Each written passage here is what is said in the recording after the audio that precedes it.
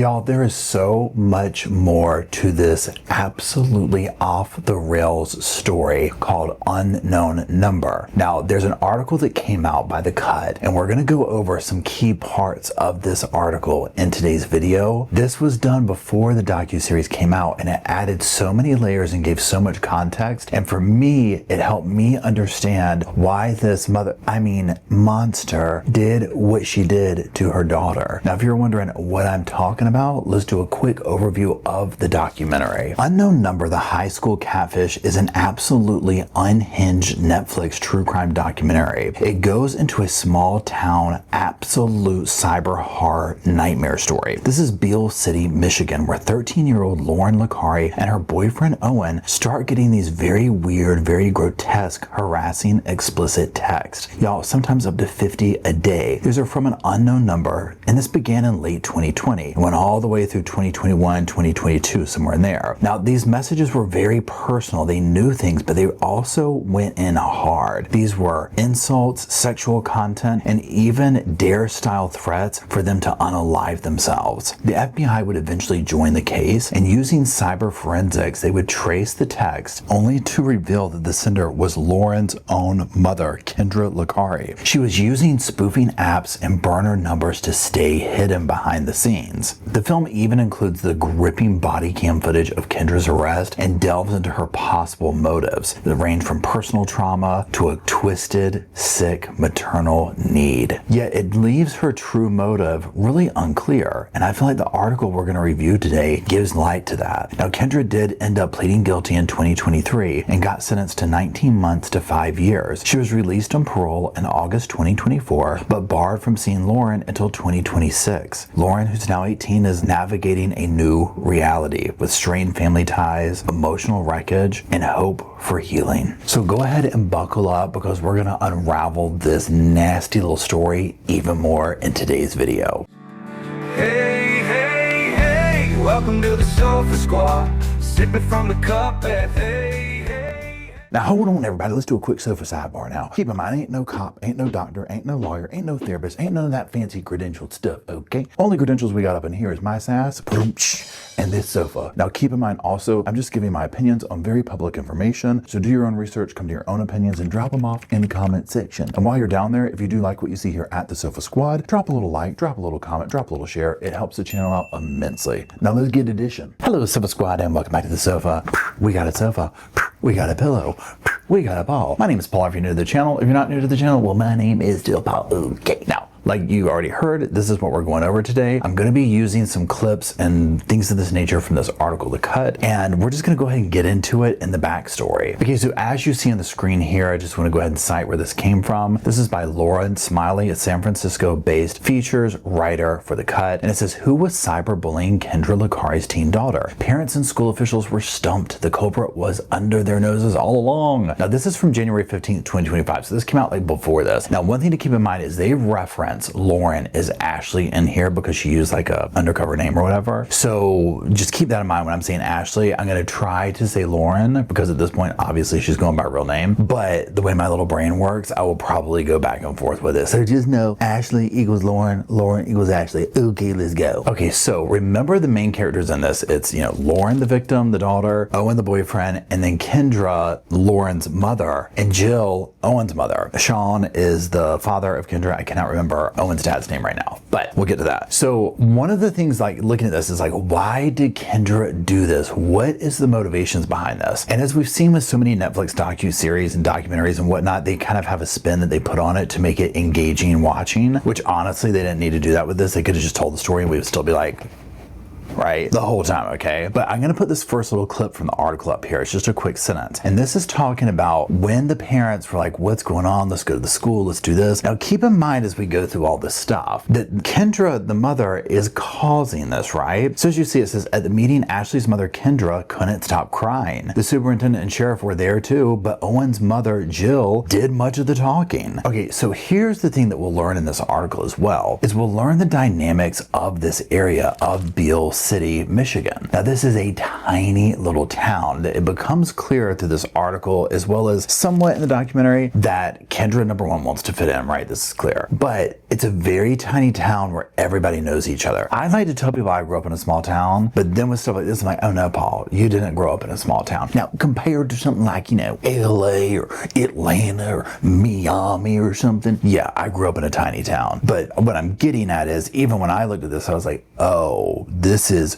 super tiny. Like literally everybody knows each other. So if you are on the outside or kind of like not whatever, I don't know how to even say it, but just not with the crowd, you're gonna really feel it in a town like this. Now, one thing that we will talk about at the end of this is Khloe. She's in the docuseries and she actually has put out a bunch of TikToks. I don't know how many at this point when you're seeing this, but she's kind of telling her story and she goes more in depth into how much she was framed. Now remember, an adult Kendra is doing this to her, but they don't know it at the time. Now, one thing that this article does is it really shines light on Kendra's need to be accepted and create these friendships with Jill. I'm going to put this next thing up on the screen here. And you look at this sentence that says, but Kendra and Jill had honed in on a possible suspect, Khloe Wilson, a popular freshman athlete who had played sports with Ashley, Lauren, since grade school. So again, the parents are just doing what parents do, okay? And they're trying to figure out who this is and what's going on and blah, blah, blah, blah, blah. Well, we learn that Kendra is basically framing Khloe to take this fall, and that becomes apparent later on. But also through this, it was interesting, especially the way that this article presented it, is I was really seeing where I'm like, wait a minute, this was something to do for Kendra. Not only do I believe she was actually attracted to Owen, her daughter's boyfriend, Jill's son, in a very predatory way, right? And that she was also living through her daughter. There was a lot more going on with that because this really seems to have given Kendra an identity, something to do. We learn from other places and people in the docuseries how much Kendra likes attention, the things that she would do to get it. And so you can only imagine being at the center of this. Oh, honey, she was thriving. Now, another component that came up that really disgusted everybody with this was how Kendra, number one, the things that she was saying to them, right? I mean, they were absolutely vile, absolutely horrible. But seeing what a mental strain this was putting on the kids, and to now learn that it's like she saw that, she was causing it, she was getting off on it, and she enjoyed it. Now, the article will go in and they'll talk about how, and you could see the difference between Owen's parents and how they viewed it versus Kendra. And they'll talk about these meetings where they went to it and,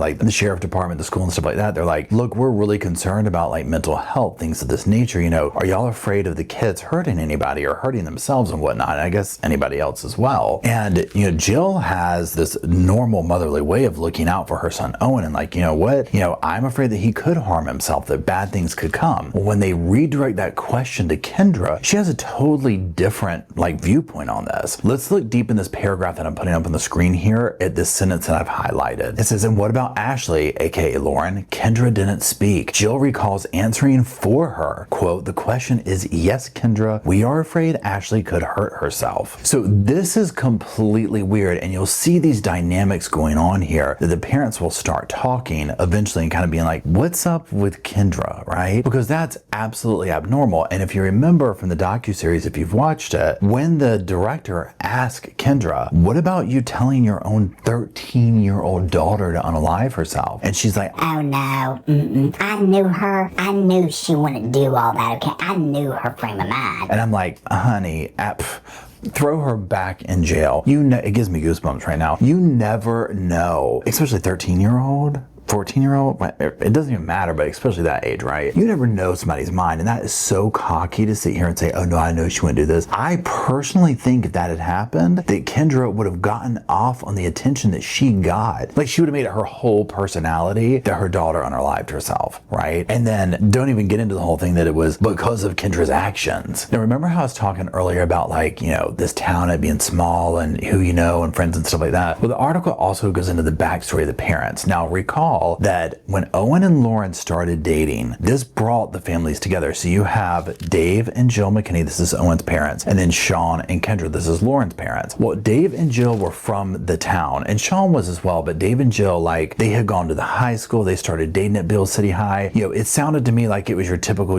football player, cheerleader, that kind of vibe. And so that transitioned into their adult life, and this was big. Now, like I said, Kendra and Sean Sean, well, Kendra was not from there, so that's a huge issue right there, right? Sean was, but he wasn't like on the in crowd or anything like that. Now, I'm going to direct you to one of the last sentences in the little snippet I'm putting up on the screen. And it says, Kendra, on the other hand, grew up about a 2-hour drive in the exurbs of Detroit. While studying at Central Michigan, she met Sean. He was a Beal City High alum and eventually moved into his simple one-story house. Ashley, aka Lauren, was born in 2007. So Kendra was always going to have this otherness. Kendra was always going to have this outsiderness. And the way the article describes it, it's like, yeah, if you didn't have a certain last name or this, that, and the other, even if you lived there forever, you were still just going to be viewed at as not from there. Well, for somebody like Kendra, she, in my opinion, desperately wanted to fit in, desperately wanted to be in the in crowd, right? I can't believe I'm saying this about adults, but it is what it is. And so I think that part of Lauren bought her a ticket into said in crowd, especially when she started dating Owen. Now, also keep in mind that there's like a financial difference in the families, and we're going to learn a lot more about this and like the drama that Kendra was causing with her own family and finances. So look at the next thing I put up here, and you can jump down to the quote where it says, so I think it was probably important for Kendra to make sure that Ashley was, and this is in reference to being on the in crowd. Now, as you can imagine, Kendra seemed to have like this absolute pick-me energy, and she wanted to be the cool mom, she wanted to be this, she wanted to be that. And this makes sense when we see from hindsight the trajectory that this took, where it was like she was living through Lauren, and I think that she was jealous of Lauren with Owen. Like, I think she wanted Owen in like a pervy way, right? And then there's other stuff going on there too. Like, that was just a slice of the cake, but I think like a slice of the cake was pervy stuff towards Owen. And we'll learn more about that as well. Now, if you look at the next thing I'm putting up here, we'll jump down here and it says, oh, Ashley was on the quieter side. Her friends knew Kendra as the cool mom at school events. She would approach a gaggle of students to gossip. So jump down to where it says, through softball, Ashley had befriended Paige and Natalia Antcliffe, fraternal twins 3 years older from a longtime Beal City family. And they'd filmed Kendra crossing her eyes, dancing to Sir Mix-a-Lot, cartwheeling down a hallway on tournament weekends. Now, remember, Kendra's cousin in the docuseries was like, yeah, she always loved attention. Like, if we were here talking right now, she'd be back here at the tables dancing, trying to get all the attention on her. So the fact that this also says, yeah, she would be like, you know, gossiping and doing this and doing that. I'm like, honey, how old are you, right? It's like, it's so cringy when you see adults, and I'm not even talking like somebody Kendra's age. Like, you know, like the proverbial token person that like graduated high school, but they can't stay away. And they're like going back and it's like, you know, dude, or whatever, like, go, okay? No, this is not right. And especially with Kendra, now that we learn that there's like this like pervy predatorial aspect to her, you know, it's almost like, yeah, she doesn't need to be around kids, like,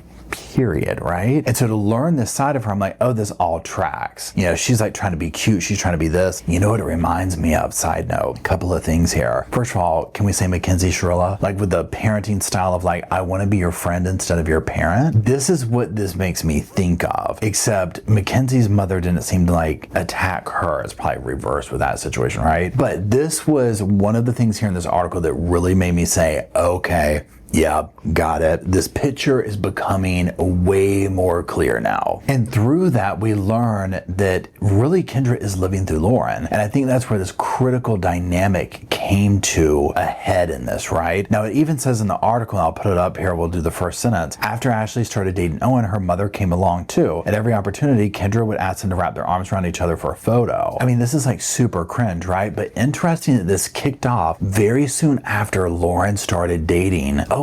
Now, another thing we talked about in the live chat when we went over this, so you know how like when you're a certain age of a kid, or if you have kids or whatever, and you go through that period where it's like you switch over from like, Mom, Dad, you're wonderful, to, oh my God, drop me off around like the corner from school, I don't want to be seen with you. I feel like that was another component going on here that allowed Kendra to find a way to make Lauren run to her, to get that attention from her. You see what I'm saying? Now, clearly in that, this inappropriate relationship would start up. And while the docuseries hints on this, and they do talk about it like with Owen's mom and stuff like that, this becomes even more apparent in this article. Now, clearly, no one needs to say anything. The text messages, and I'm not going to go over them here because they're so vile. The text messages alone, and I'm talking about like the ones that are like of, you know, sexual nature. Remember, Kendra is sending things to her 13, 14-year-old daughter, telling telling her what kind of adult acts to perform on her 13, 14-year-old boyfriend, Owen, okay? And remember also, the person sending them the unknown number, who is Kendra, is saying that she's doing this stuff with Owen. He wants to do this stuff with her. And so it makes you then sit here and think, okay, what was it like when Owen was over at their house having dinner or anything like that? I'm gonna put this up on the screen. Let's look at this first sentence. And it says, in 8th grade, Kendra signed up to coach Owen's track team, becoming, he says, like a second mom. She was at his matches. She drove Ashley's 3 hours across Michigan to watch one of his championship games. And then the last line here, Kendra even suggested turning Owen's tournament in Florida into a Licari family vacation, to which Jill, his mom, had to gently say no. So this like little obsession that she had with him is disgusting. Also, remember the movie, and the director of this did this one too, Abducted in Plain Sight, where the parent, well, in that one, like the neighbor was like pulling all the families together to do all this stuff to get access to the daughter. That's what this feels like as well. So if the mother had this crush, which is what it seems to me, like she had this desire for Owen in a way that like she shouldn't have, then this would make sense that once Lauren starts dating her, she's looking at it from this component of, well, you need to do this to make your man happy, and blah, blah, blah, blah, blah. Almost like a jilted like classmate that was like, that should be my man, right? I'm gonna put this up on the screen, read this first sentence here. A few weeks after they started dating, the first anonymous text hit Owen and Ashley's phone. And it starts off with this whole Halloween party thrown by Khloe's mother. We're gonna talk about that at the end because Khloe spread the tea on that on TikTok, and we'll go over that here in a minute. Now let's read a couple of the text messages here. I'm gonna kind of bleep out the words or whatever, the bad ones, but these are just some of the things that are coming in. And keep in mind, this is Kendra, and these are the tame ones. These are the tame ones, y'all, okay? So I'll put it up on the screen. It's obvious he wants me. His attention is constantly on me. Not sure what he told you, but he is coming to the Halloween party and we are both DTF. If you don't know what that means, just Google it. I'm not gonna say error. Second one, he wants nothing to do with you. He thinks you are annoying and an ugly AB and wishes you would leave him the F alone. Why you think he is on his phone all the time texting me? You didn't get invited to sleep with him. I did. I'm spending the night with him. I'm sharing a bed with him, not you. This is a grown woman saying this to her daughter about her boyfriend. This is so gross. It's so disgusting, so nasty and vile, not to mention really bad grammar. Okay, I'm just gonna have to say it. Really bad grammar, and that's coming from me, okay? But this part right here and the cursing that she uses, I cuss a lot too, okay? I'm not trying to say anything about that, people that do that, but in this context, it's like, what in the hey diddle diddle? Now, as you can imagine, this causes issues, right? And we see that, and we hear that in the documentary, but the article here goes even deeper into some of this. And this, to me, this part we're gonna go over now, to me showed a lot of the motivation coming from the mother, Kendra. I'll put this on the screen, and it's just talking about how Owen basically starts the breakup process with Lauren because of, you know, all the stuff that's going on, obviously. And that there was a volleyball match, and that it was like, you know, him and Lauren didn't sit near each other, and this was very big. So then Ashley starts getting text from her mother across the gym. And now this is like from her, you know, like it's known that Kendra's doing this. So you'll see on the screen these text messages. Sit next to him. Answer me. Come here now. I'm pissed. Move your ass. Now. I am fuming, pissed off. This is effing ridiculous. Answer me and move your ass.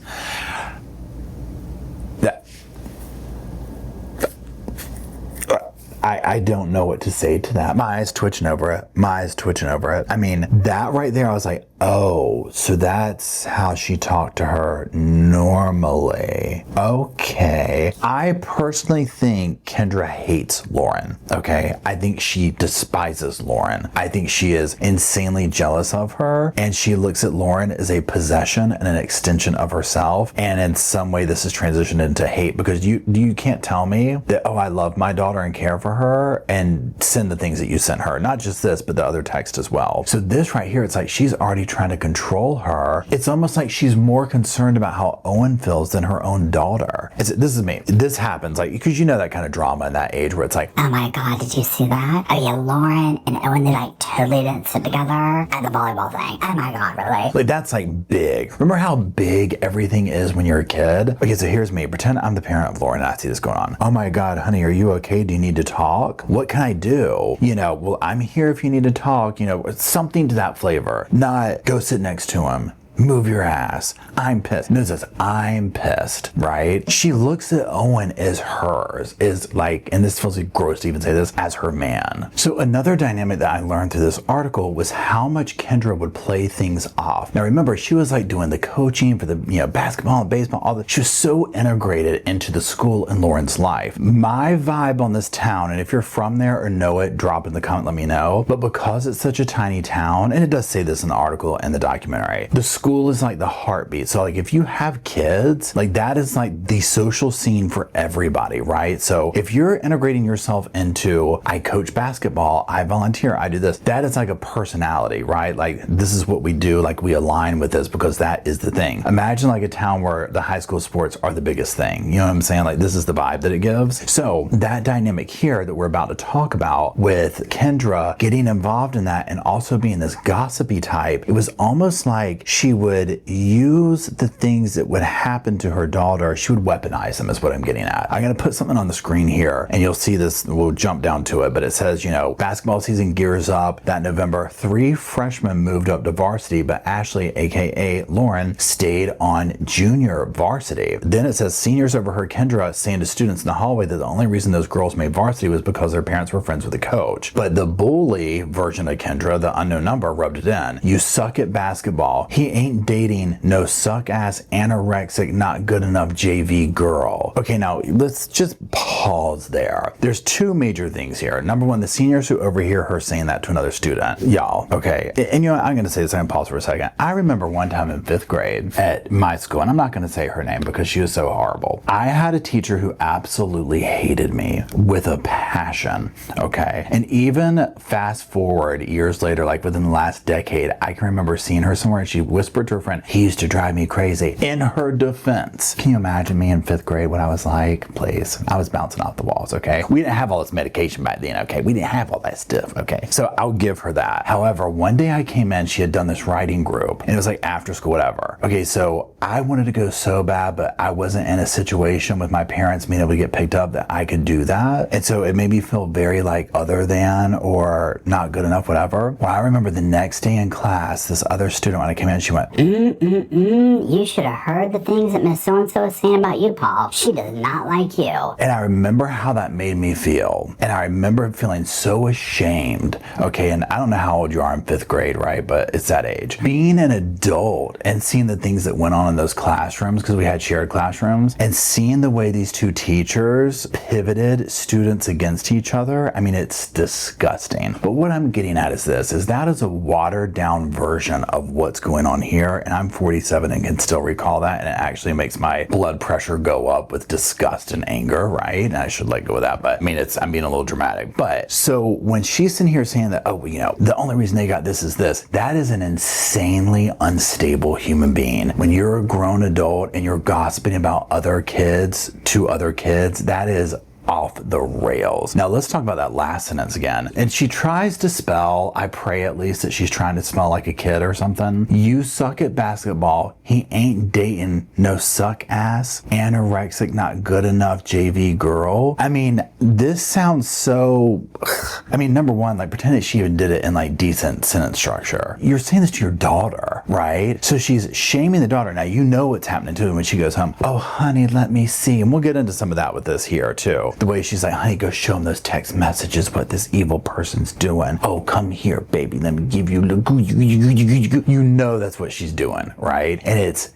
absolutely vile. Okay, now another dynamic that goes on, and they touch on it in the documentary, and we hear some about like the money and, oh, she doesn't have a job and this and the other. The article goes way deeper into it, and you see, oh, like she's scamming and scheming, right? I think one of the things that was going on, and again, I don't know if you're from there, if you know, drop the tea in the comment section, but I think that Kendra so desperately wanted to be part of the in crowd, and I can't remember where they said they went, but they was like, oh, if some of the families would go to blank on the weekends and do this kind of stuff and share cost of a house and things like this. In this article, we're going to how their share would bounce at times and things of this nature. You could tell from the docuseries that there was definitely some money issues before they even like told that that was what was going on. Now I'm going to put this up on the screen. Let's look at a couple of sentences in this next paragraph. So it's talking about Kendra getting one of these new jobs, and this one's at Ferris State University, and she's like an IT service desk person. So this is how she knew how to get tricky with these phones and stuff. Well, then it says down here, a few months into the job during the fall that Ashley and Owen started dating, the family upgraded to a 4-bedroom rustic chic log cabin in the woods, which Sean called his dream home. Now they will eventually end up losing said home, and the article goes deeper in saying that it was like a land purchase and this is what you can do with bad credit, this, that, and the other. The article also outlines how Kendra was like, she controlled the family's money. She was the person, and it even said that like Sean would go to work and his buddies would be like, oh, your sugar mama let you out of the house, and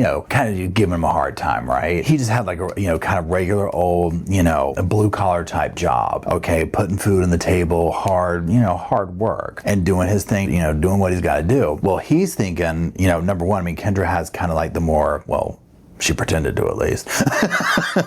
She was supposed to have the more fancy job, right? But she's out scheming and scamming and trying to destroy her daughter. But I digress. What I'm getting at is, I think this was like she wanted to keep up with the Joneses. Like she so bad wanted to be Jill and wanted that life and was like, we're going to do this. We're going to go where everybody vacations and we're going to get, the better log cabin and this and the other. But it doesn't last long before she messes that up. Now, another thing that I think this whole situation did is it gave her an identity, and it also gave her a reason to interact with the people that she wanted to be in a social circle with. On this next screenshot I'm putting up, this is talking about, when the parents are meeting with the sheriff and all the stuff going on. And it says in the very beginning that the McKinneys, Owen's parents, were kind of surprised how little Sean seemed to really even know about the cyberbullying, right? But how much Kendra was like all up in it, that she had like spearheaded this whole thing or whatever. Now, it says up here how she was going to the high school coaches to talk about the text, warning that the bullying could throw off Ashley's focus on the court. Now, the coaches would be like, well, what about this? And what about that? And what about this? And she would never really take the advice, but she would want to come back and complain and talk about it again. So it was like, she doesn't want to make it better. She wants what? The attention. That's central to all of this going on, is she is absolutely so thirsty for attention. Now, remember how I talked about earlier where I was kind of joking, where she would be like, honey, show him the text messages. Look at what the mean old bully's doing. Well, look at the second sentence on this little screenshot here, and it says at Owen's basketball games, Kendra is still set by Jill. Remember, they're broken up, Lauren and Owen, okay? And it says sometimes prodding her reluctant daughter to show Jill the latest text. On nights when the taunts were particularly vicious, Jill texted Kendra to check on Ashley in her bedroom. Other nights, the two parents caught each other strategizing about their sleuthing. Jill, since Kendra was still upset about the breakup. Now, this will become obvious to Jill and other people, where it's like Kendra has this weird thing with like the kids' relationship, like more so than a parent should. And Jill will even say at one point where she's like, Kendra talked like they were going to be together the rest of their lives, and who knows, maybe they could, because look at how Jill and her husband did, right? I mean, you never know, but I mean, these are 13-year-olds, okay? There's a lot of life that has to happen for that to take place. So you see where Kendra's running around to like what she probably, in my opinion, perceives as the in crowd. Not only is she like getting a reason to interact with them, because I also kind of guess that Kendra had a personality that like, and I'm trying to be kind of nice when I say this, I think she would give you the heebie-jeebies. Like, she's the type person that you instantly are kind of like, something's not right with this person. I don't maybe really want to interact with them unless I have to. And a lot of people would have to interact with her. And so this bought her a ticket into that. And she could be like, oh, we're going to find this out. What's going on? Let's get down to the, it's a secret life. It's almost like people who have like a secret addiction, like whether it's like they go out gambling and no one knows about this or whatever,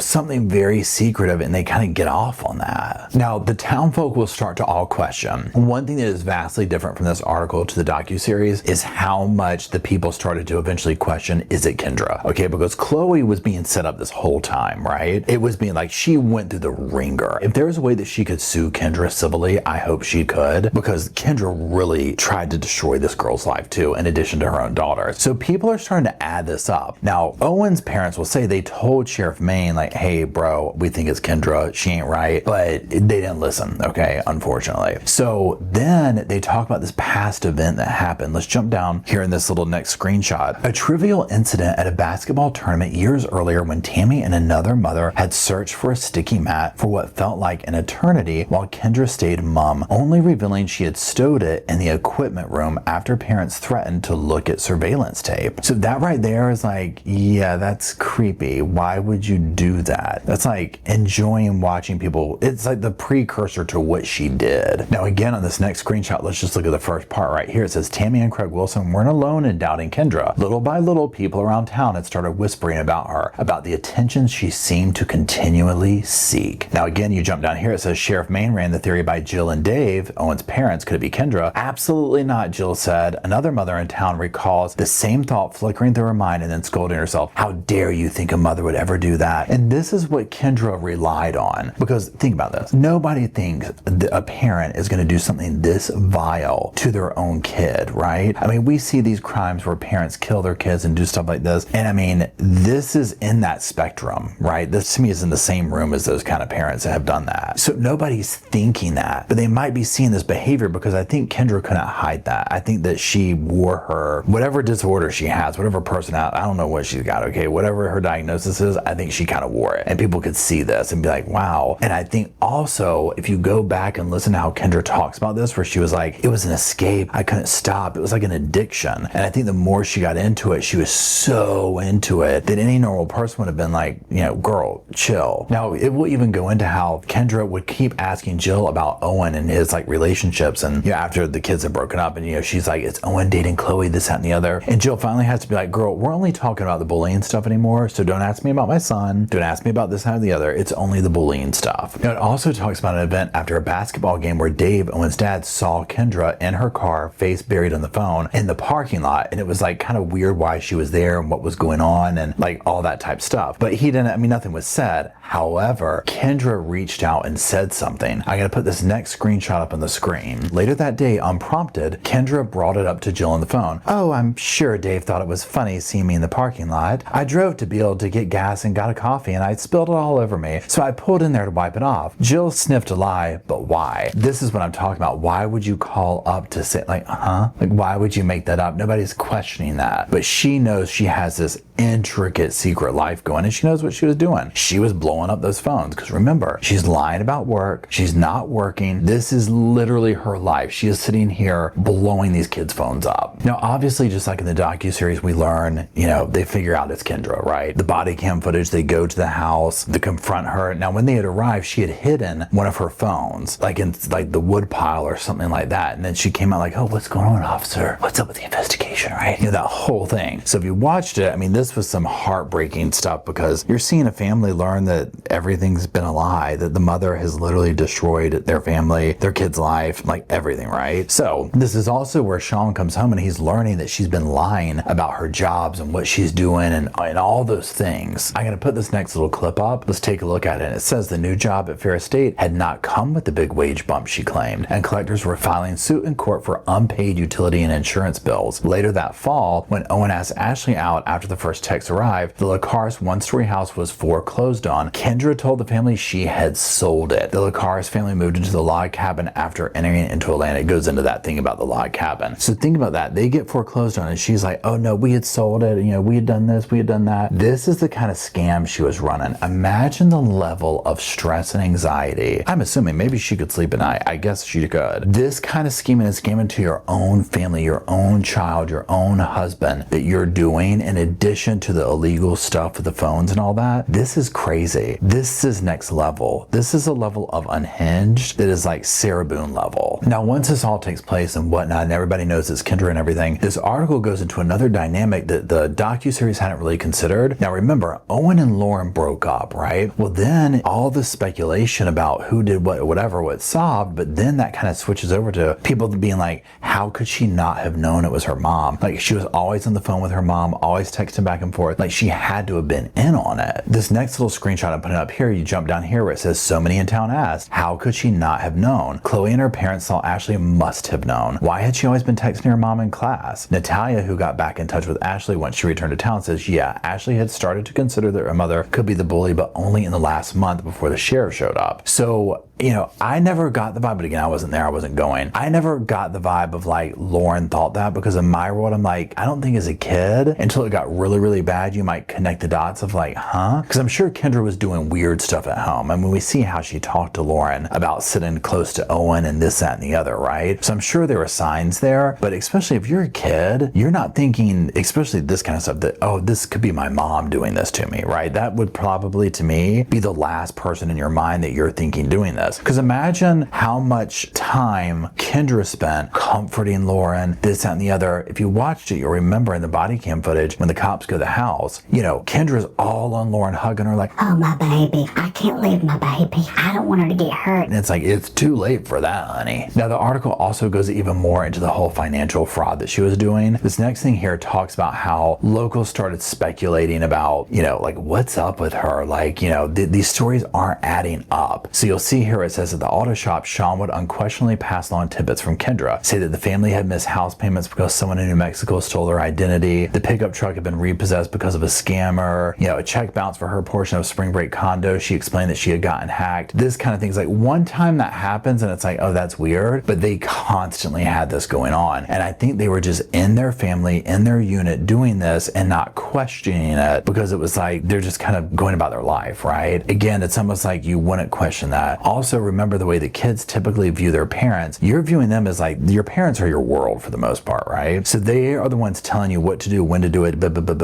so like they have all the answers, especially at that age. So that's why I don't think Lauren would have questioned this. And to Lauren, sadly, it was probably normal of, yeah, we have to move a lot. Yeah, a lot of things happen because of weird money stuff. And she probably questioned it somewhat, but not to the degree, because again, when you're a kid, you're not worried about that typically, right? That doesn't mean that everyone doesn't have to worry about these things, but you know, for the most part, it doesn't look like she was in a situation of like having to really question some of these things until it all came crashing down. So let's just kind of review here. So to me, this article really shed light on the backstory of Kendra and what was going on in the town. So yes, townspeople were absolutely questioning her at some point. Townspeople definitely thought she was off. Town people definitely were like, her story doesn't add up even on a personal level. What's up with all this, like the weird money stuff, the this, that. She wants all this attention. She's doing this weird stuff here. I'm having to tell her to quit talking about my son. All of these things. So when this did happen, obviously it was still a shock and a surprise, but not to the level of like, oh my gosh, we didn't see that coming from a mile away. There were definitely some people that were like, yeah, we saw that. Clearly, Kendra has some mega deep rooted issues that have gone on for a very long time. The way that this lays everything out and connects the dots, I don't know how you rehabilitate from that. I don't know how you form a relationship with somebody like that again, mostly thinking for Lauren. I don't know how you move on. Now, one thing that I've seen in a lot of the Reddit comments and things like that is the fact of how is she not on an S offenders list? And I have no idea. And I guess maybe they could have deal with her to plead out to the charges that she did. Now, remember how we talked about Khloe? Khloe was the girl who basically was framed by Kendra. Well, Khloe went on TikTok and kind of like told her story. I'm going to just talk about a few key points from it and then we'll wrap the video up. So Khloe says that any and everyone from Beal were always invited to the Halloween parties, and it was more of a haunted trail than a Halloween party. So remember in the beginning where this whole thing started, where the unknown numbers were like, you're not invited and I'm going to be there. He's my man. Blah, blah, blah, blah, blah. And then Kendra calls Khloe's mom to say, does she not invite her? So remember, Kendra created the situation and then interjected herself, because this was a way for her to contact the people and form a connection. And it was, Oh, for the kids, always for the kids. you know, no, it's not. It's for her own sick, demented stuff. So Khloe clears that up. She's like, no, this is like an open, like this was just a thing we did. It wasn't really even a party. It was a haunted trail that anybody could come to. So there wasn't like a, here's your invitation. It didn't work that way. Now, Khloe outlines the friendship with Owen, and she's like, yeah, me, Owen, these two other girls, we were like all kind of best friends. We would sit together, and especially in science class. Now, she says also that Owen would confront her about the text messages. And she's like, what text messages at first? Like she didn't know, she knew what was going on, but not to this degree. Because remember, she's completely removed from this, but everybody starts pointing the fingers at her because she kind of had a little bit of a mean girl reputation, it sounds like. And then she was also popular. And then also Kendra was making it look like it was her with very specific information. So then she says that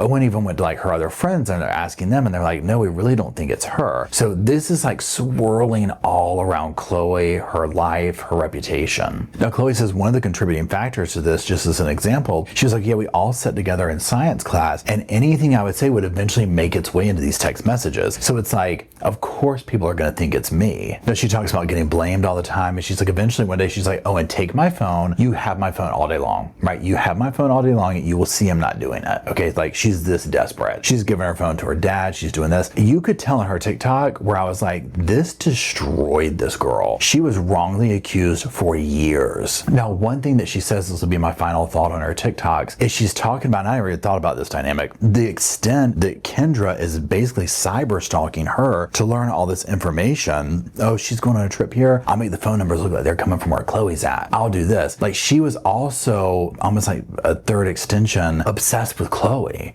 Okay. Khloe was another person like, oh, she's a complete victim of this woman. Excuse me, this monster, right? She's a complete victim of this monster. Surprised Khloe and lucky Khloe didn't do anything to herself and the other kids, right? Even though Kendra thinks she knows, oh, my daughter wasn't going to hurt herself. She is so lucky and all those parents that one of their children did not unalive themselves over this. We see these headlines all the time. It gives me goosebumps. If we found out that one of these kids took their lives because the parent was doing, honey, no. Again, the fact that she got these 2 charges and 19 months in prison and is not on an S offenders list, she should consider herself lucky. Now, whatever Lauren decides to do is whatever Lauren decides to do. It's her life. She was the victim in that. Whatever she has to do to get through the day, do what you gotta do, girl. I hope that she is able to get the proper counseling and make the wise decisions, because me personally, yes, it's not my mother. I'm not related to her, but from like a cold eye perspective, I'm like, oh girl, you need to find a mother figure in your life that's not your real mother and go no contact with her and never speak to that vile woman again, period. She will victimize you again. She will harm you again. And I pray that she's able to see that and move on with that. So that is it. I know this was kind of a long video. I do appreciate you watching if you're still watching. And if you could, drop some little sofas off in the comment section below for myself, Roscoe and Spirit, Bo and Luke, and you, the Sofa Squad, who make the channel possible. It wouldn't be here without you, and I am greatly appreciative. And until we all gather down there in the comment section, do all the stuff we do here at Sofa Squad,